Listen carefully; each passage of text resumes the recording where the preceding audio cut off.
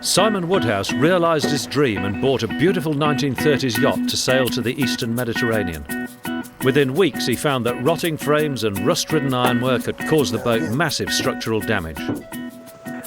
The two things that we have to do now, one, physically fix the work, and two, in doing that, make sure that it doesn't happen again.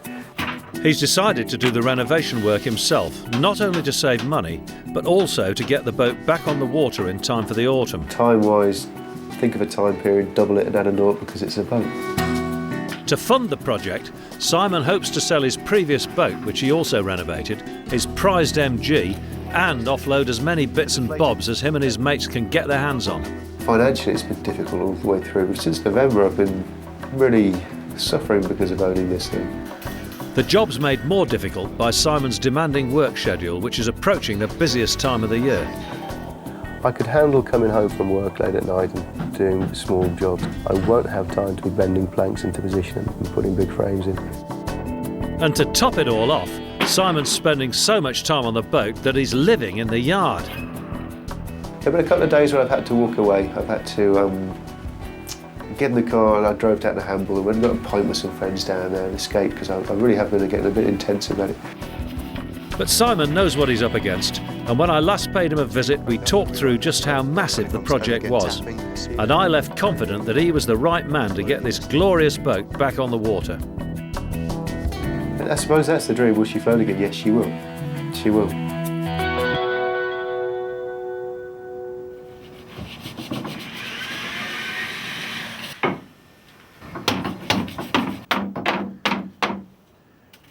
Simon's first job's to remove the furniture to gain access to the rotting frames.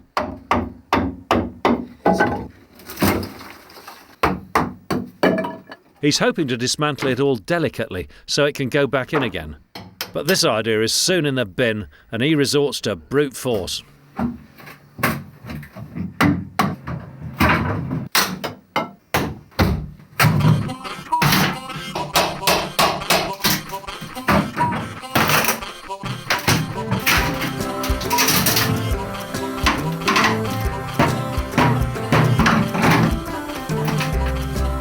Taking digital photos along the way will help him to remember how to rebuild the furniture. And a small fee, chargeable to Simon's drinks cabinet, will pay for occasional help from Alan, the boatyard manager.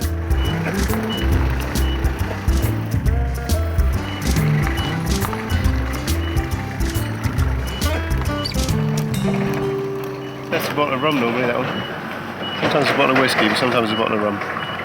Like that. With the furniture out, Simon can get a closer look at how badly the wood has reacted with the metal frames, and the diagnosis is not good. He'll have to replace at least 8 frames, as well as 4 of the metal floors which hold the frames to the keel. They'll need to be pulled out, taken to an ironmonger to be copied, then zinc galvanised or epoxied for rust proofing, before finally being bolted back in. The last 2 weeks have been about getting to grips with the project, getting to really nail down exactly what's got to be done now. For my end, that's been scraping out the paint, exposing the timbers, getting to the nitty-gritty of what's actually going on. We suspected there was rot in these frames, proving it, getting in there and having a real look at what the job was going to entail now the whole furniture system's out of here. Simon has plenty to think about, and before he can even start pulling out any of the frames, he'll have to check the structure of the boat to make sure she doesn't implode.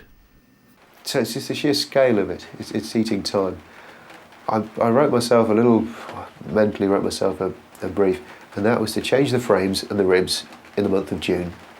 And that left me the month of July to get the planks on, anti-foul, and let's get in the water. Up until now, Simon's been working on the boat at weekends.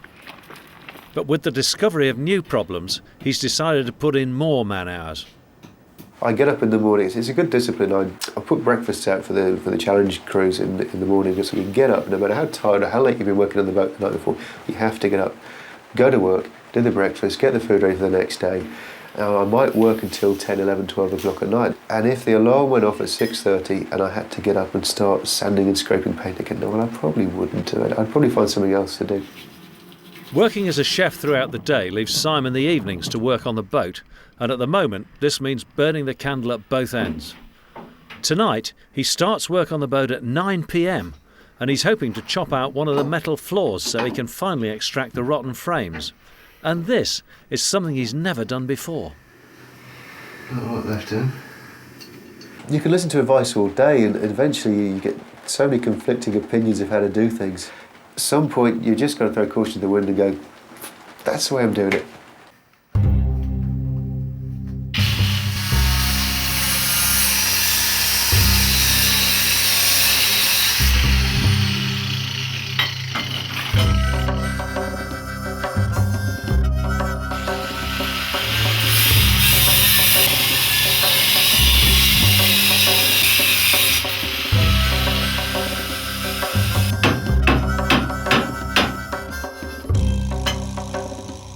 Considering that metal floor's been in place for more than 50 years, it comes out surprisingly easily. 70 years in the making, just to do that. But Simon's next job is to remove the frames, and to do this he has to cut through the copper rivets.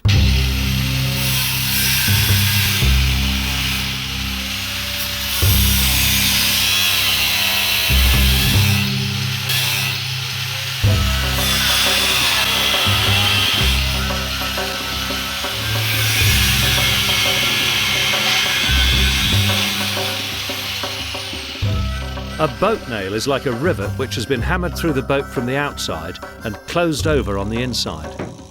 Once Simon has cut the end of the rivet off, he can tap it back through the hull.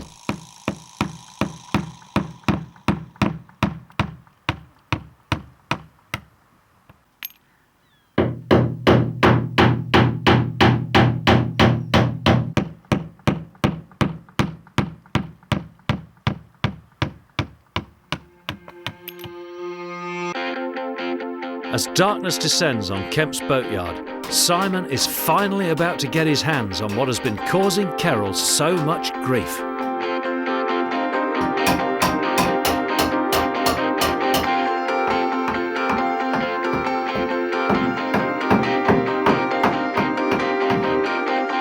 At last, Simon makes his first positive breakthrough. Although the frames are completely knackered, the precious planks that run along the boat appear not to have been affected. Yeah, it's great. I was so upset, grumpy, down when I discovered that this was a project. I'm blessed with the fact that the planks are still in fantastic condition considering the rot that's been around them. Cheered up almost. I think the other benefit to that is it's all laid before me. I can see exactly what I've got to do. This is only bits of wood and it was only put together by men.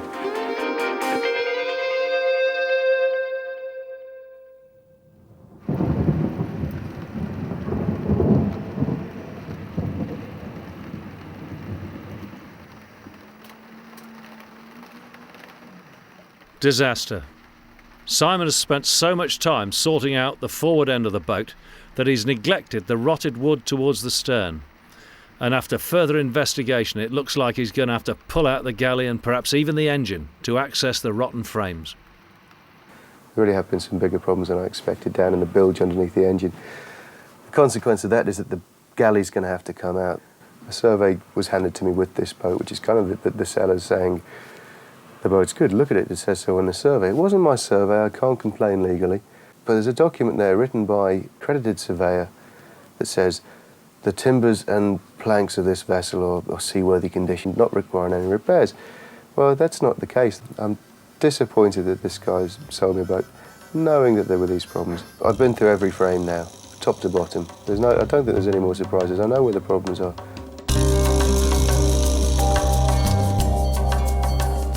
Something that strikes me forcibly about this project is that here we have a man who is, well, he's a regular guy. Nobody's left him a great stash of money to go out and buy himself a yacht. He's not a member of a fancy yacht club. He's just like you and I.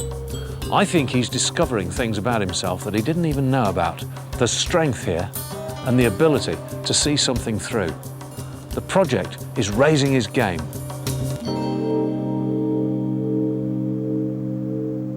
Up until now, all of Simon's time has been taken up with ripping out the dead wood, and it's a frustrating business.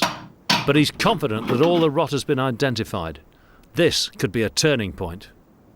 From now on, we start to build.